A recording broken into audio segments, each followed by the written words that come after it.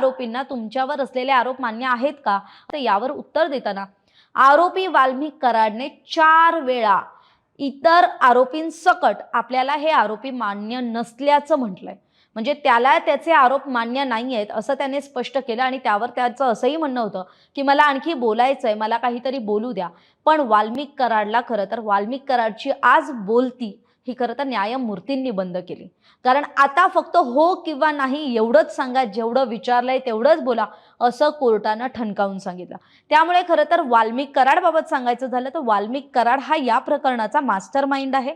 वाल्मिक कराड ही अशी एक व्यक्ती आहे जी खरं तर जिनं सामाजिक आणि राजकीय वर्तुळात आपलं एक नाव कमावलं होतं आणि तेच नाव बदनामीच्या दिशेने कसं जाईल तर त्याला कारणीभूत ठरणारं हे संतोष देशमुख हत्याकांड आहे.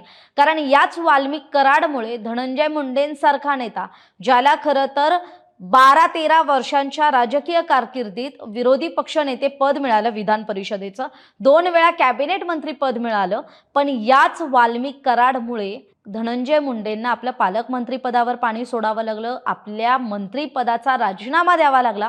म्हणजे कॅबिनेट मंत्री पद त्याचा राजीनामा फडणवीसांनी त्यांचा घेतला. तर हा वाल्मिक कराड होता जो या प्रकरणातला मास्टर माइंड मानला जातो. तर वाल्मिक कराड हा मी सुरुवातीला जसं म्हटलं की वाल्मिक कराड हा आजच्या याच्यातला सेंटर ऑफ अट्रॅक्शन म्हणू शकतो एका वाईट अर्थाने. कारण आजची सुनावणी ही दोषारोप निश्चित करण्यासंदर्भात होती, पण वाल्मिक कराडने कुठेतरी एक नवी रणनीती आखली आणि त्याच्यावरती त्याला काय बोलायचं होतं हा खरं तर वेगळा मुद्दा असेल. पण संतोष देशमुख हत्याकांड प्रकरणातल्या वाल्मिक कराडला न्यायालयानं आज बोलूच दिलं नाही. कारण वाल्मिक कराडला न्यायालयानं फटकारलं, न्यायालयाकडे बोलण्याची इच्छा व्यक्त करून दाखवली की मला बोलू द्या, मला काहीतरी सांगायचंय. आणि त्याचा जो आरोप होता की माझ्यावर राजकीय द्वेषातून हे सगळं कट रचला गेलाय आणि मला अडकवलं गेलंय, हे वाल्मिक कराडचं म्हणणं आहे. पण त्याला न्यायालयानं फटकारलं आणि न्यायालयानं स्पष्ट सांगितलं की तुम्हाला जेवढं विचारलं जातंय तेवढंच तुम्ही बोला.